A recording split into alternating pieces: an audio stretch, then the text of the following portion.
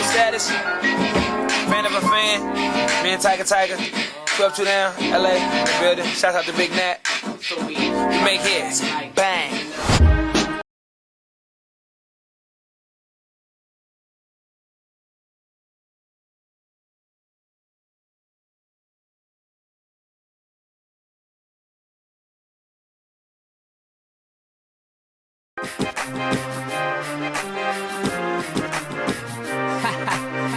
You know, a lot of girls say a lot of things to me.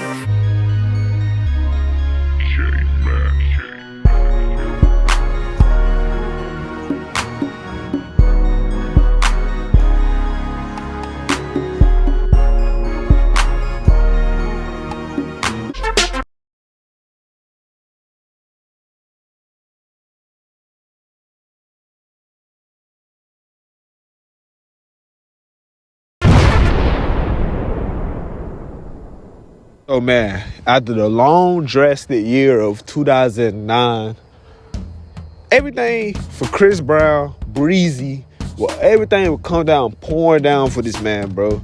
And I ain't gonna lie. Basically, if you don't know anything about Chris Brown, we just gonna sum this up quick. To go ahead and get it over with, man. This damn near a big major part of this story, of how this story even goes. So, Chris Brown was dating Rihanna, which everybody in the world should know who Rihanna is. They would get into a little incident where it led up to one hand being thrown at another thing being happened to this, that happened. And basically, the whole world canceled Chris Brown. The whole world was not fucking with this man, bro. You feel me? Everything happened. He went to jail. Everything happened. The Rihanna shit happened, and it didn't fuck his life up, but it's something that everybody still talk about to this day. Like, if you mention Chris Brown to somebody that's low-key a hater, they're gonna always bring this up. It's one of those incidents where no matter what he does, no matter how old it is, it's always gonna come back to him. And I hate that for him personally, because I wouldn't want that lingering around me if something happened to me like that. So I wouldn't wish that on nobody. Basically, after all that happened, the whole world kind of turned their back to this man. This man was the biggest man in the world at the time, to just being like the monster of R&B, of pop music, or whatever was going on at the time. He will still drop music. He would drop I Could Transform You. He would drop his album Graffiti. But the album didn't really do too well. So niggas was not really messing with this man, because that, you feel me, that album was going too well. So Chris Brown had to do what all people had to do when they trying to redeem themselves. He had to go on another takeover. He basically had to have another prime, bro. Hey, man, if you new here, hit that subscribe button, man. Y'all already know how this shit goes, man. If you old here, hit that subscribe button, man. If you new here, hit that subscribe button, man. If you think you saw one of my videos before, hit that subscribe button, man. I'm not playing. We're going crazy all 2023. Man, as you reading on the title, y'all already know what I'm talking about, man. I'm talking about the legendary classic, which personally one of my favorite kind of collab albums of like artist collab albums. I feel like this album don't get talked about at all. Like, I know how I talk about, like, in my mind, the other videos on the page, how I talk about the albums, but this particular mixtape don't get talked about at all. It's like, it's one of those mixtapes that if you know type shit. But this mixtape is low-key, like, it low-key could be passed as one of Chris Brown, kind of one of his top, well, at least mine being his top best project. People don't talk about this project at all. Maybe, I don't know, it's because it just outdated. Maybe it's just one of the projects that just kind of came and went. But it was a fire project, bro. Y'all don't know who I'm talking about, man. We talking about Fandom for Fan, man. The mixtape. I know it's an album, but we're not talking about the album, bro. It personally, I'm just going to go ahead and get over it. The album was personally mid. It don't have nothing. The album don't come close to the mixtape. They waited too long. It's really full of DJ Mustard beats. And y'all know how DJ Mustard beats was in 2014 and 15, bro. Go ahead and get out of the way, man. The album is low-key ass. The album it's got a few good songs, but it's not better than this right here. Yeah, man, as y'all can see the title, man. We talking about Fan of a Fan with Chris Brown and Tyga, man. Which personally was low-key a fire duo back in the days. You feel me? You had to be there, man. You had to be there for the Tyga era. Tyga's still going crazy, but it's like you had to really be there for that snapback and tattoos era. The whole Last King era. You had to be there, bro. It's like this video for all my 2010s, all my people that's over 30 or in their late 20s. This video for y'all niggas, bro. This video for us, bro. If you was born in like in the 2000s or you born in the late 90s, you will understand how hard and how it was being in the 2010s decades, bro. Cause that was literally the decades where shit was going crazy. I ain't gonna waste too much time on this, man. We're gonna talk about personally the background of how this project even became to be. We're gonna talk about at least my opinion of when it dropped and my overall opinion of this album. And then we're gonna talk about just why it's so underrated. Why is it underrated in both catalogs? Why is it underrated Chris Brown? Why is it underrated Tyga? Why is it an underrated project that it don't get talked about enough?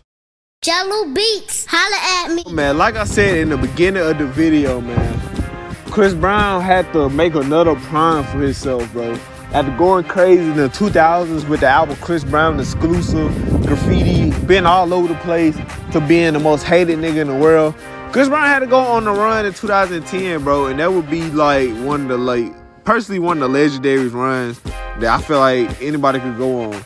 So 2010, man, Chris Brown would like he would just redeem himself. He would work himself way back to the top, bro. You gotta realize, everybody was hating on this nigga bad as fuck at the time. Like, he was low-key public enemy #1, bro. That's literally how he was in like 09 to 2010, bro. This project dates back to, I guess, Tyga and Chris had, I guess they had already met each other type shit, but I guess they knew each other from mutual friends type shit. Like, disclaimer, Tyga was like hot as ever at this time, bro. This is literally Young Money Tyga. This is Rat City. That's this era Tyga, snapback and tattoo era. So Tyga was going pretty crazy, but at the same time though, he wasn't as big as like he is now. So low key, if you look at it from Chris Brown's point of view, him being a huge superstar, Tyga, who low key was like an underground rapper at the time, but he still was hot, but he was underground. He didn't have a really hit at that time yet. So that's what I'm saying. Like, look at it from Chris Brown's point of view. For him being a superstar, to want to work with somebody like Tyga at the time, who was just dropping mixtapes and shit. It goes to say Tyga saw him like a lot. Like, basically Tyga saw Chris Brown a lot in the studio with like Lil Wayne or some shit. But he was never like the one to tell Chris Brown, hey, let's go make a song or some shit. You know, let's go drop some shit. Basically, until one day, Chris Brown hit him up and was saying like, yo, let's go to the studio. Let's go make some shit. 2 songs they will make together will be Holla at Me and The Girls Love. Out of that, they both came together and said, let's just drop a fucking tape on these niggas. That's what we would end up getting. We would end up getting a whole mixtape with the duo Tyga and Chris Brown, man. I find it so crazy because it's like these niggas were 2 different people at the time. You got Chris Brown who was singing, and then you got Tyga who was obviously rapping and shit. But really, on this whole tape, Chris Brown really not even singing for real. He's singing, of course. It's Chris Brown. He's gonna always sing.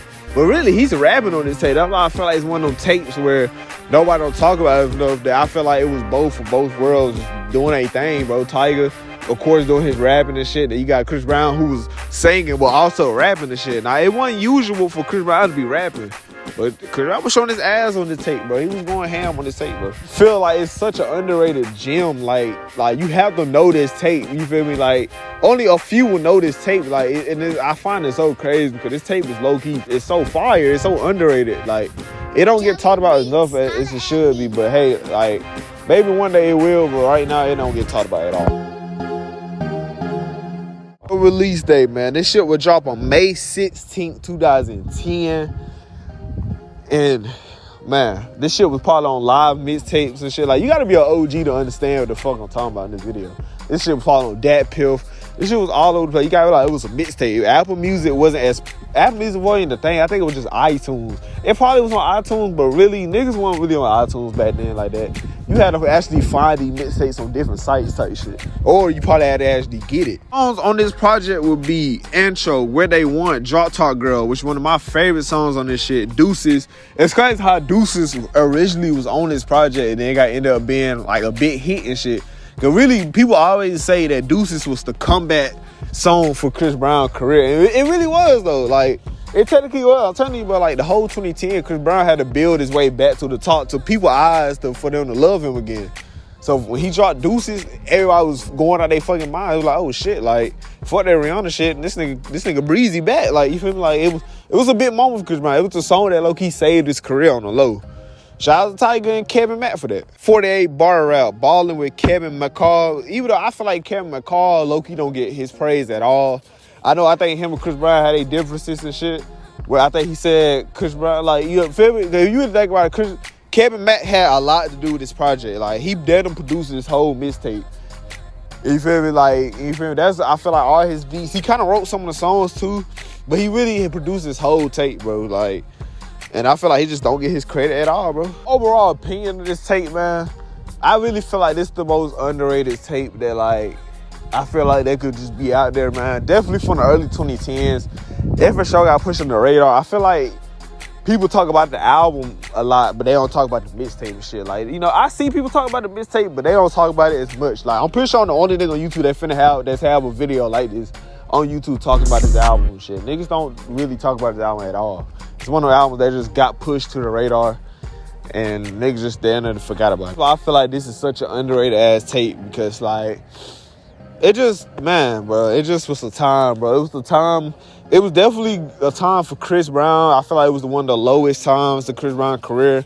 And even though people still paint Chris Brown as a bad guy in that situation and shit, knowing all these stories that came out, even him telling that Rihanna was down and hit him back, people still put it in Chris Brown's face that, hey, you fucked up for that. They still do Chris Brown dirty, bro. And I feel like he would just, no matter what he does, he would never win in people's eyes, bro. So shout out to Chris Brown, man. Shout out to Tyga, man, for just giving us this fucking classic mixtape, man.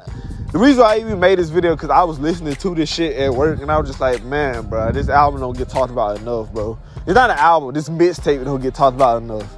And I just said, hey, I'm just gonna make it, bro. Ladies and gentlemen, wrap this video up. I enjoyed this video, man. Give the video a thumbs up, man. I appreciate all the love, support y'all have been getting on these videos, man. I love it, bro. Even with videos like this, bro, I realize, like, we gonna low-key make this a series on the low where we talk about albums. I personally want this to be a series for myself, but if you out here, if you watch it, I would want, of course I want this shit for y'all.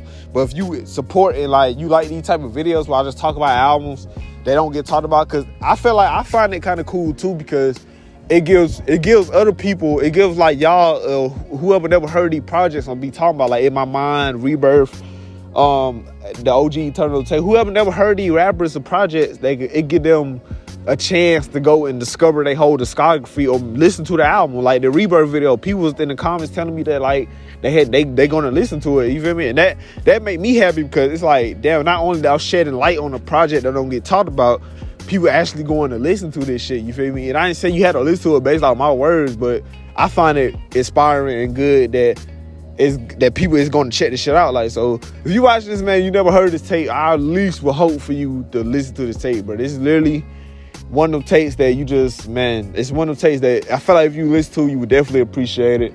I feel like Tyga don't get his flowers at all. So shout out to you, Tyga, if you're watching this, man. You definitely got my flowers, man. You was a GOAT.